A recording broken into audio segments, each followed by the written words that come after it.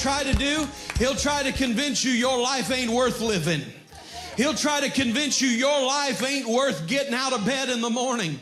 He'll try to convince you the best thing for your life, the best thing you can do is to pop some pills to numb the pain, or to lift the bottle to numb the pain, and then curl up in a fetal position off in the corner somewhere and just pretend like you don't even exist on planet Earth. But I've got to tell every single person under the sound of my voice today and watching me on the Catch the Fire broadcast, God handpicked you. Are you hearing me today? God handpicked you. God hand assigned you, and you are on planet Earth right now because He chose you to be for a specific purpose and function. Your life is worth living, all because He lives. I don't know. Some of you may think that the only thing your future holds for you in the horizon is a 6-foot hole in the ground in a pine box.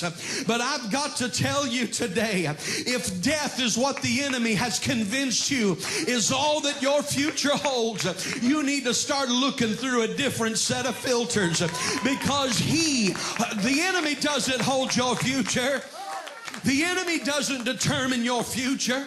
God determines your outcome. God was with you in the very beginning. He is Alpha, but my friends, He is still Omega. That means He was with you when you started, but at that very moment, He was also at the very end waiting on you to come out the other side.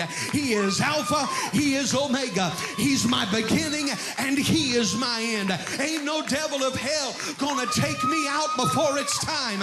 Ain't no devil of hell going to determine my future. God said, I've got your future in mind. I know the plans I have for you.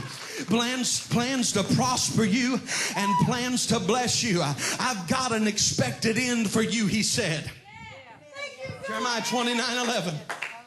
Everybody wants to come in, be solemn. Everybody wants to come in on Good Friday, be solemn and all cutesy and get a sour, long look on their face and cry tears and make the sign of the cross and walk around with the hands folded. Listen, I thank God for the events of Good Friday, but I can't stay in that frame of mind for too long, because I know He didn't stop when Friday was finished. Friday was full of fear. Saturday was full of sorrow. But if Friday gave way to Saturday, Saturday's got to give way to Sunday, and I know what happened on Sunday morning.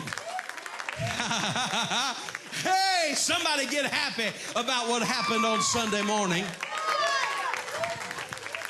She said, I've waited for 12 years, and 12 years was 12 years too long to her.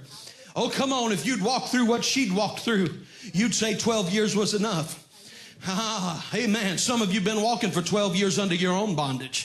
Some of you have been walking for longer than that under your own bondage, and you wonder, when's the day ever going to come? Listen, if you'll get the faith like this precious little woman had and say, I've suffered long enough, and I'm not going to bed tonight suffering with the same sickness, with the same issue, with the same family problem, with the same relational issue, with the same money problems, with the same car problems, with the same house problems. Must I go on, or is somebody getting this in their spirit today? Somebody's going to say, today's the day. Now's the time. Today is the time. I'm not going to bed tonight till I get a miracle, till I hear a word, till I get His miracle power manifest in my life. I don't care the situation you're facing. I don't care how broken your family is. I don't care how detrimental your financial situation looks at this moment.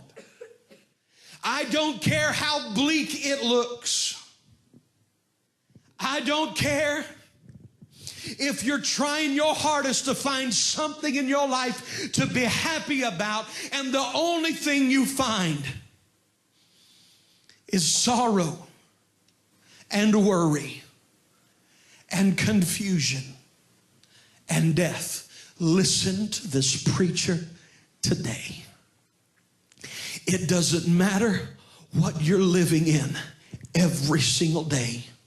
Your daily reality can be changed by the resurrection power of God.